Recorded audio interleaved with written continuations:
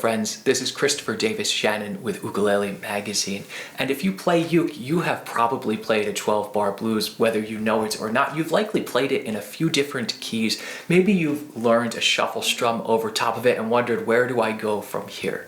And the truth is that the 12-bar blues is just the tip of the iceberg for the blues as both a genre and as a song form. In this lesson, we're going to look at how you can start to explore outside of that box of the 12-bar blues. We're going to start out by thinking about taking 4 of those measures away from the 12-bar blues and playing an 8-bar blues. This is a song form that was just as popular in the pre-war period. You'll hear this from people such as Skip James, or as we'll talk about here, Big Bill Broonzy.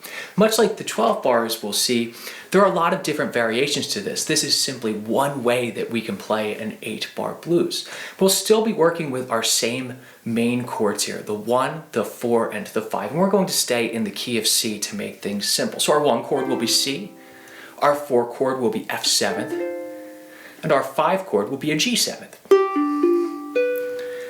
And we're going to start out on our 1 chord, much as we do in a 12-bar blues. But then we're going to go directly to the 5, that G7th. And we think that this 5 chord usually wants to point us back to 1, right? We want to come back to a C, but not here. Not in Big Bill Broonzy's Key to the Highway. We're going to walk it right on down to the 4 chord, much as we do in the turnaround of a 12-bar blues. We're going to hang out there for 2 measures. Then we're finally going to come back to the 1 chord. Back to that 5 chord, the G7th. And then a quick little turnaround, repeating that. 1, 4, 1, 5. So let's try this together nice and slowly. 1, 2, 1, 2, 3, 4.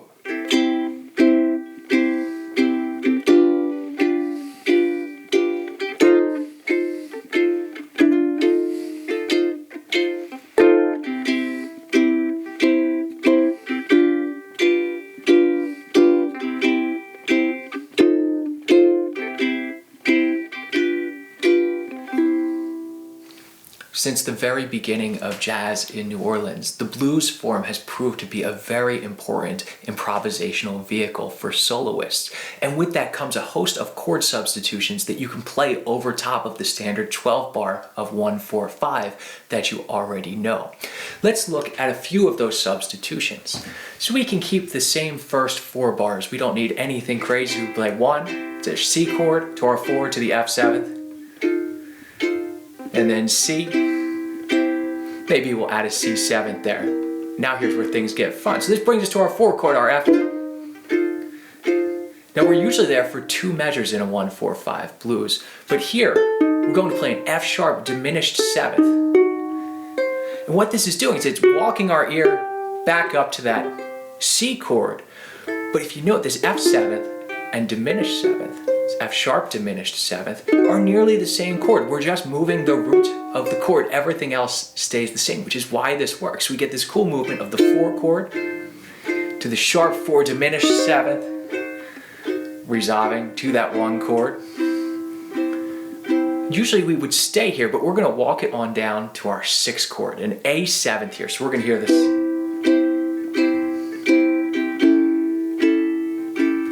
Where does this A7th want to bring us? Well, not our 5 chord like we would usually have. You're probably used to a 5-4 walk down at the end of a 12-bar blues. G7th, F7th to C.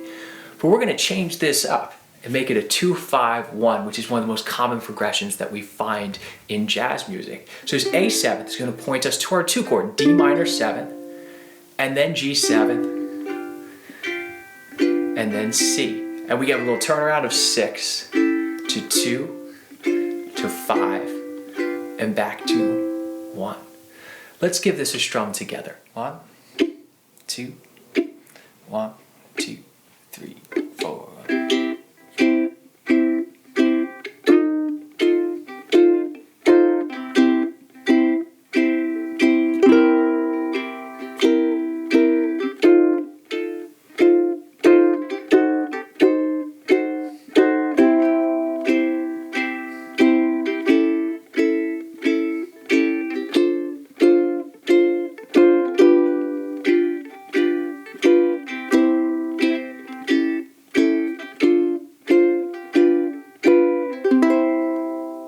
Much as a blues doesn't have to be 12 bars long, and it doesn't have to simply contain our 1, 4, and 5 chords, it also doesn't have to be in a major key. And this goes back to the very roots of blues itself. If we listen to early blues, we hear people like Skip James in a cross tuning that is in a minor key. Of course, we have Gershwin's Summertime, we have songs like St. James Infirmary. You can even listen to B.B. King playing many different variations of the minor blues. But it's not quite as simple as only making every chord minor. On the turnaround, we're going to see something a little bit different. We're going to look at the chord changes to John Coltrane's Mr. PC, which is a minor jazz blues, but also a form that is used in other standard blues tunes. We'll start out on C minor or a C minor 7th. We generally won't go to the 4 chord in a minor blues in that second measure. But then when we do go to the 4 chord here, we're going to go to an F minor 7th. Right back to our 1 chord, C minor 7th. This is where the fun begins. Normally we go right to a 5 chord, right? Walk it down to a 4, but this is something that doesn't sound right in a minor tonality. So instead of that, we're going to use a 2-5-1 with a tritone substitution. Sounds very fancy, but it's very easy to do. We're going to target our G7th chord. We're still going to have that same 5 chord in the key of C, but we're going to target it from above. We're going to play an A flat 7th chord, and then you can just slide right down to your G7th here. So our turnaround on a minor blues will generally sound something like this. So it's our flat 6 to 5 to 1.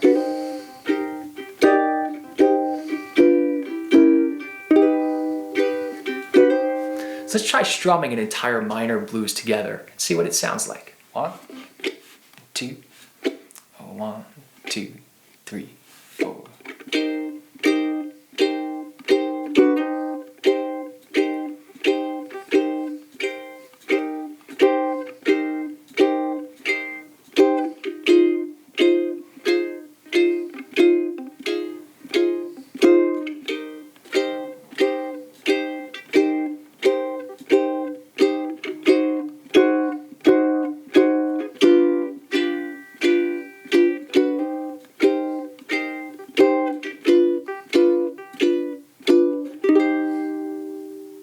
When playing the blues, less can be more, and that means that we don't have to strum chords at all. We can get across the entire harmony of a song with just a single note riff. We could play something like this over top of a C7th chord.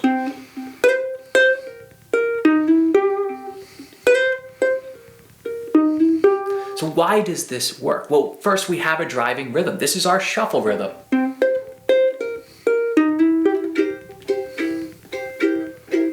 But also we're incorporating chord tones into this pattern. So we start out in the C, up to the octave C, and then down to that flat 7, the B flat. We're going to slide from the 3rd fret of our C string into the 4th fret, and then play that G on the 3rd fret of our E string. And this is giving us both our flat 3rd and our major 3rd. So we are playing all of the notes within our C major chord without playing the chord itself. So we can take this idea and we can transpose it to the other chords within a 12-bar blues and comp a whole blues with just 3 little patterns. We have our C pattern, F pattern, and finally our G pattern.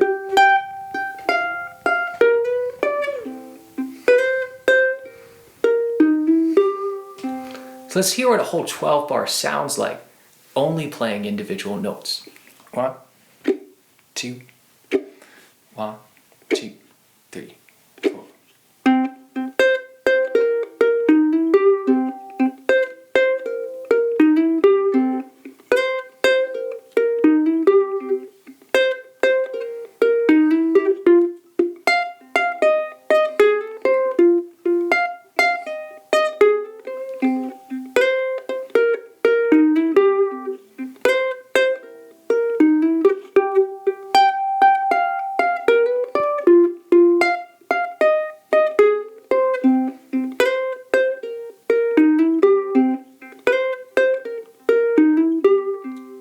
When most of us dip our toes into playing blues, we get two different feels. To the shuffle,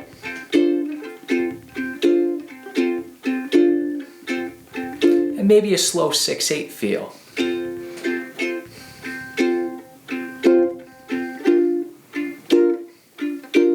There are so many more rhythms that we can put over top of this and have been put over top of this since the beginning of the blues. Look at the first published blues song, W.C. Handy's St. Louis Blues, which has a habanero section in it. Or listen to Bo Diddley, who has a tresillo rhythm, a 3/3-2 rhythm going on all the time in his playing.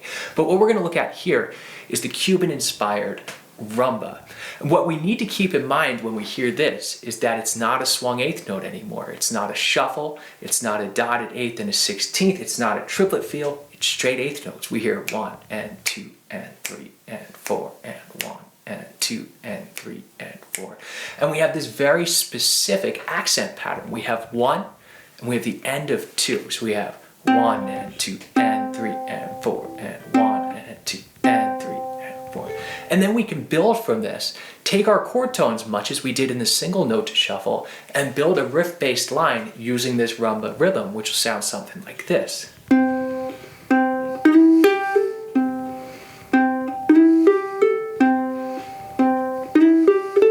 what am I doing here? I'm playing the C twice, sliding into the E, our third of the chord, and then we're going to go up to the G on the 3rd fret and hammer on to the A, which is actually going to create C6th chord, just as our uke is tuned. And we see this 6th chord very frequently in blues. It's not always a C7th chord. The 6th chord can work just as well as our tonic chord. So we can have a rumba blues that sounds like this.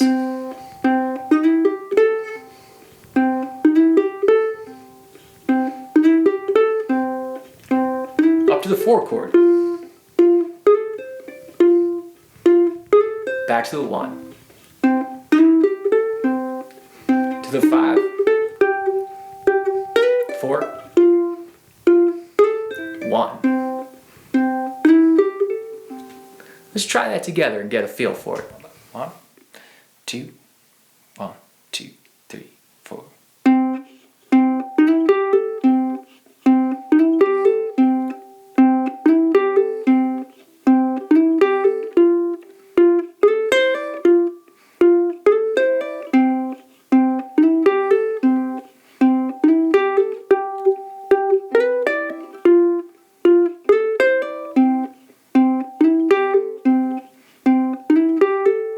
I hope you all have enjoyed this lesson and stepping outside the box of the 12-bar blues.